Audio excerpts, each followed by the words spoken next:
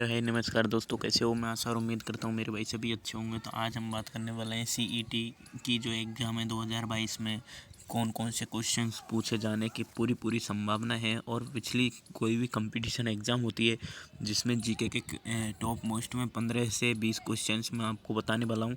ठीक है, वो हर एग्ज़ाम में अधिकांश पूछे ही जाते हैं। ठीक है, और अभी से मैंने आज आपका पहली क्लास है ये। ठीक है, रीजनिंग की आपकी पहली क्लास है। ठीक है, इससे पहले मैं बीएसटीसी को कवर कर रहा था, अब भी बीएसटीसी को भी कवर करेंगे। ठीक है, जो भी विद्यार्थी हैं बीएसटीसी के, और साथ ही में सीईटी की भी मैं क्लासें स्टार्ट कर रहा हूँ। ठीक है, तो आपको मैं टॉप मोस्ट क्वेश्चंस बताने वाला हूँ। ठीक है, जिनसे आपको बहुत कुछ एग्जाम में देखने को मिलेगा। ठीक है, तो लेके चलता हूँ मैं आपको मेरे क्वेश्चन शो की ओर। जब तक के लिए जिन भाइयों ने मेरे चैनल को सब्सक्राइब नहीं कर रखा है वो सब्सक्राइब कर लें। तो पहला क्वेश्चन है अपना, क्वेश्चन नंबर 1 है। ठीक है, एफएम का जो एफएम होता है, एफएम आपको जो एफएम पकड़ाते हो आप, एफएम का विस्तारित नाय क्या है। ठीक है, ये नाय हो गया है, ये मिसप्रिंट हो जाती है हमसे भी थोड़ी टाइप करने में। ठीक है, ये नाम है। ठीक है, एफएम का विस्तारित नाय क्या है, नाय नहीं है, ये नाम है। ठीक है, मैं कर लेना है इसको। नाम क्या है, तो एफएम का विस्तारित नाम। ठीक है, एफएम का विस्तारित नाम क्या है, तो एफएम का विस्तारित नाम फ्रीक्वेंसी मॉड्यूलेशन है। ठीक है, फ्रीक्वेंसी मॉड्यूलेशन है। तो आपको जो ऐसे क्वेश्चंस हैं उनको अच्छा ध्यान देना है। ठीक है, तो आपको देखते चलना है। ठीक है, अब भारत के किस शहर में वर्ष 1885 में केवल एक दिन के लिए भारत की राजधानी घोषित किया गया था। 1858 में केवल एक दिन के लिए भारत की राजधानी को घोषित किस को किया गया था, तो उत्तर प्रदेश उत्तर प्रदेश राज्य में स्थित इलाहाबाद, जिसका वर्तमान नाम प्रयागराज।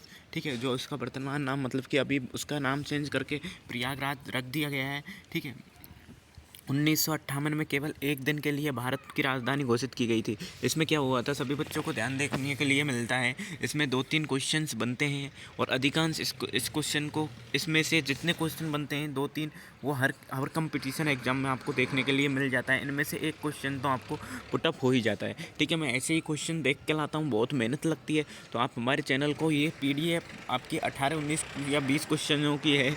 ठीक है, इसको मेरे को इकट्ठा करने में कम से कम 2 दिन लग गए हैं। ठीक है, क्योंकि मैं इम्पोर्टेंट क्वेश्चंस देखता हूँ। ठीक है, फिर उन्हीं पर टिक करता हूँ। ठीक है, और फिर आपको PDF बनाता हूँ। ठीक है, तो प्रयागराज को, ठीक है, इसमें क्वेश्चन कौन कौन से बन रहे हैं ये भी मैं आपको बता देना चाहता हूँ। इनको आप वैसे लिखना चाहो डायरेक्ट तो इस तरह से भी लिख सकते हो, बट आप जैसे चेंजिंगमेंट करना चाहते हो, जैसे कि आप ये लिख सकते हो कि उत्तर प्रदेश के किस राज्य को किया गया था। ठीक है, तो राजधानी घोषित की गई थी एक दिन के लिए, तो आप प्रयागराज कर सकते हो। ठीक है, केवल एक दिन के लिए राजधानी। ठीक है, और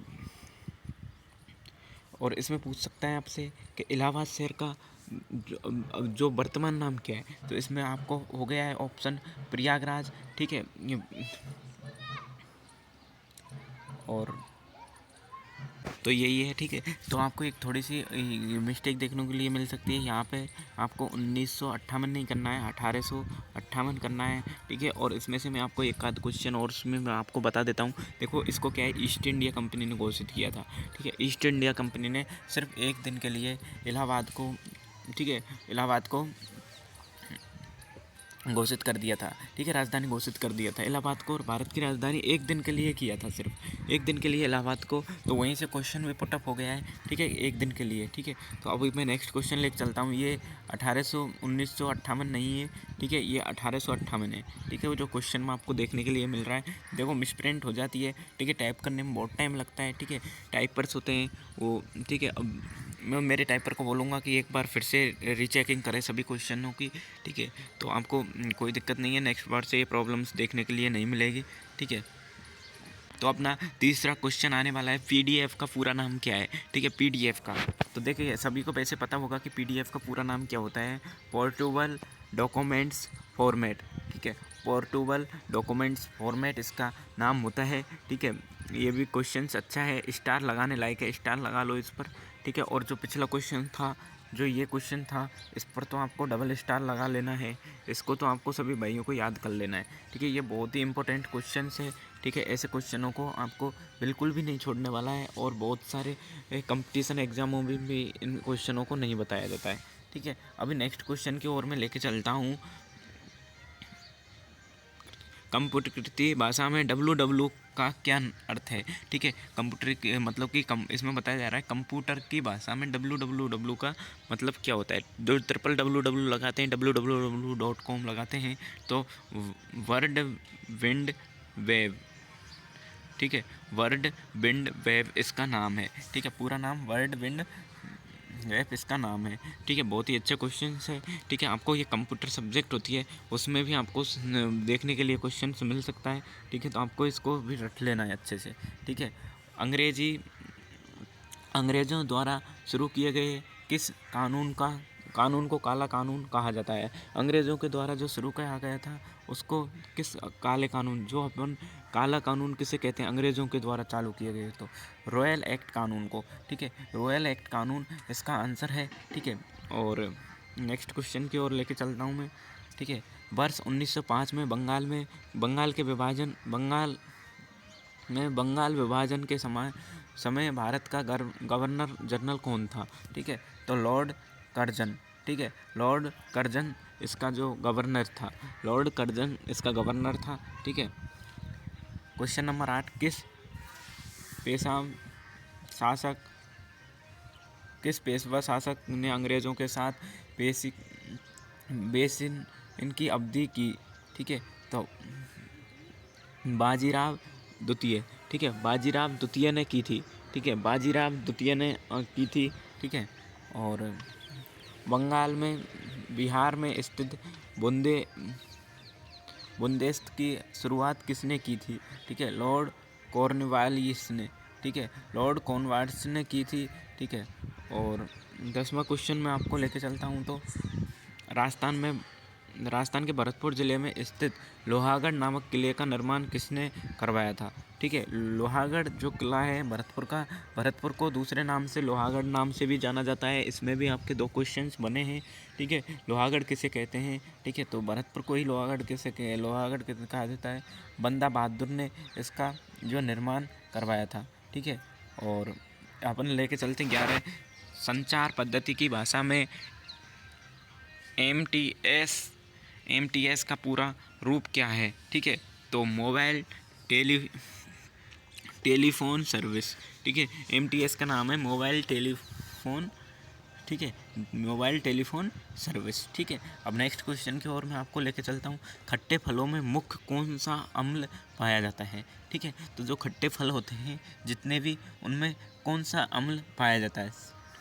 तो साइट्रिक अम्ल इसमें सर्वाधिक पाया जाता है। ठीक है, साइट्रिक अम्ल पाया जाता है।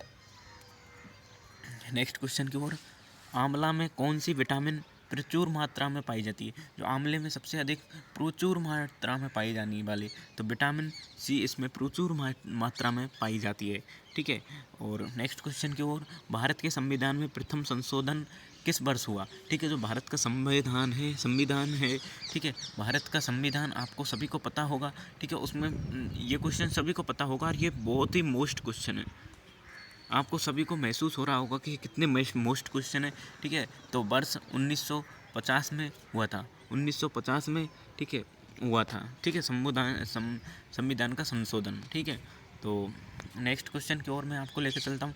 हमारे भारत में मूल संविधान में कुल कितनी भाषाएं हैं? ठीक है, तो हमारे मूल संविधान में कितनी भाषाएं हैं? तो 14 भाषाएं हैं। लेकिन वर्तमान समय में भारत के संविधान में कुल 22 भाषाएं शामिल हैं। ठीक है, पहले 14 भाषाएं थीं, बट वर्तमान में अभी 22 भाषा कर दी गई हैं। ठीक है, इस चीज़ का आपको ध्यान रख लेना है। तो वर्तमान की पूछता है तो 22 करना है, और पूर्व की पूछता है तो ये कर देना है। ठीक है, 14 कर देना है। ठीक है, अब हम लेके चलते हैं, राजस्थान के किस शहर में झीलों की नगरी कहा जाता है?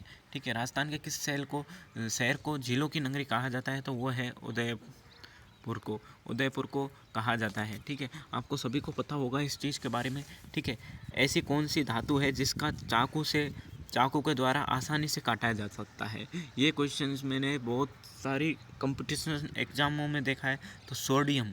ठीक है। सोडियम ऐसी धातु है जिसको चाकू के साथ में अपन काट भी सकते हैं, ठीक है।